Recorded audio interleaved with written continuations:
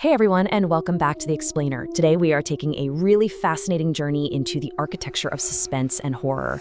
We're going to be deconstructing a short but intensely chilling literary excerpt called The Tantric's Gift.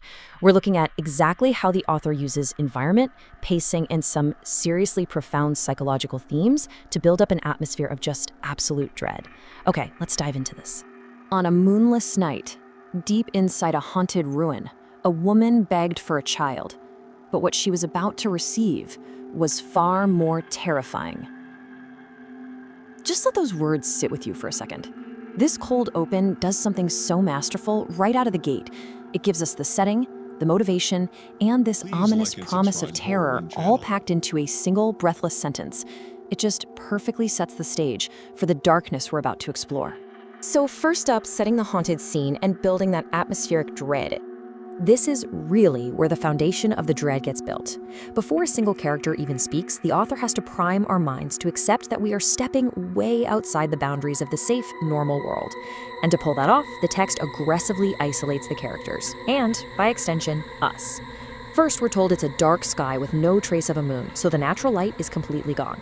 Then, we are pushed deep within a dense forest, totally removed from civilization. Next, we're placed inside an old, abandoned ruin, a place literally forgotten by time. And finally, the only light source is this sacred fire pit that burns fiercely, but then suddenly dims without any warning. This unpredictable fire, surrounded by pitch blackness, structurally creates this profound sense of instability. The environment itself is erratic, and you just can't trust it. Smack in the center of this unstable environment sits the tantric.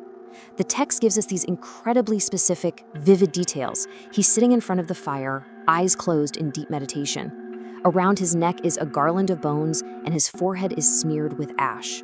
And this brilliantly illustrates how an author can just stack terrifying attributes to instantly establish a character as a formidable, supernatural threat. I mean, the bones and the ash immediately associate him with death and the macabre, which contrasts so sharply with his quiet, meditative state. And then, the silence of the ruin is broken. In this slow, heavy voice, he chants, Om Shapishachaya Swaha. The source text actually goes out of its way to note that as his chanting grew louder, the atmosphere inside the ruin became more terrifying. So the auditory element of the scene is escalating right in tandem with the visual horror. The volume is rising, and the dread is getting thicker by the second. Which brings us to interrupting the dark ritual and breaking the meditation. Right at the absolute peak of this supernatural tension, the author throws in a massive shift in narrative pacing. Suddenly, that slow, heavy dread is just shattered by desperate human action. Hurried footsteps echo outside. A woman stumbles into the ruin, completely breathless.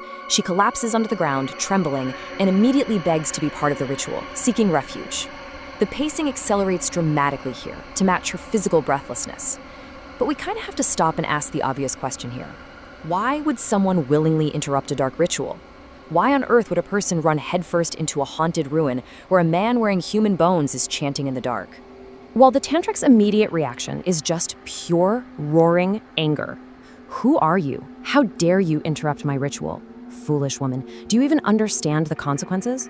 The author uses this outburst to establish some incredibly high psychological stakes.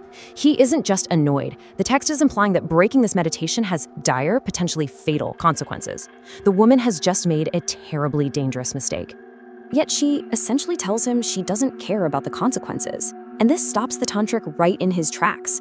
His anger turns into this chilling curiosity. What pain drives you here? He asks.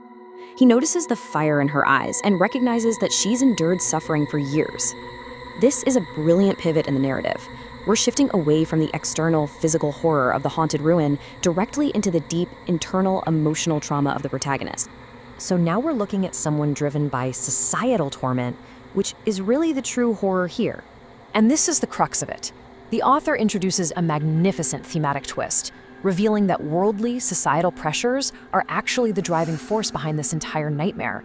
The supernatural elements, they're just the setting. Society is the real monster.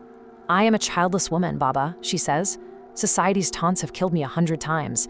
I survived those, but now my own husband wants to bring another woman into my home. The sheer theatricality of this exact quote is just devastating. It shows us that the woman's internal emotional landscape is far more destroyed than the physical ruin she just entered. She wants a child of her own, purely so she can silence everyone. Her motivation is born entirely out of desperation and public shame. Now, what's really interesting about this slide is when we actually weigh her dilemma, a horrifying contrast emerges. On one side, we have her worldly terrors, the pain of childlessness, the constant, brutal taunts of society, and the ultimate betrayal of her husband bringing another woman into her home to replace her. On the flip side, we have the supernatural terrors, a dark ritual, a terrifying tantric, and the threat of dire, deadly consequences. By visually juxtaposing these threats, we can clearly see the author's point. The woman has weighed the worldly side against the supernatural side, and she views the worldly torment as the much heavier, much more unendurable burden. She would literally rather face a demon than face her neighbors. Moving into the point of no return, the final bargain. We are now heading into the final thematic escalation of the excerpt, where the woman fully commits to her tragic supernatural bargain, all for the singular goal of silencing her tormentors. And the tantric actually offers her one chilling final moment of grace. He warns her, "You know which door you've knocked on. There is no turning back from here. Even now, you can still leave." This is such a crucial narrative device. By giving her an out, the author sets up the absolute psychological finality of her decision. If she stays, it is entirely of her own free will. She is choosing her fate with her eyes wide open. And her response is delivered with absolute, unbreakable resolve. "No, Baba. Only death can take me back from here now. You may kill me if you wish, but I will not return." It's just a remarkably stark depiction of a person who has completely accepted doom. She is actively inviting death over the prospect of returning to her societal torment. It is the ultimate expression of how deeply she has been wounded. And the excerpt ends on a profoundly creepy note. Hearing her words, a faint, unsettling smile appeared on the tantric's lips. He doesn't say yes. He doesn't describe what is going to happen next. This wordless reaction absolutely solidifies the impending doom of the narrative. It confirms that whatever the terrifying gift is going to be, it will be monstrous. And by leaving the exact nature of it up to the reader's imagination, the author makes sure the dread lingers long after you read that final word. Which leaves us with this final thought. We started out looking at a terrifying tantric in a haunted ruin. But as we've seen, he didn't drag her there. Her neighbors, her society, and her husband pushed her into the darkness. So I leave you with this. When societal pressure becomes worse than death, who is the real monster? Is it the supernatural entity waiting in the ruins, or is it the society that drove her there in the first place? Thank you so much for exploring this with me, and I really hope this deep dive has given you a whole new lens through which to view the anatomy of dread. Catch you next time.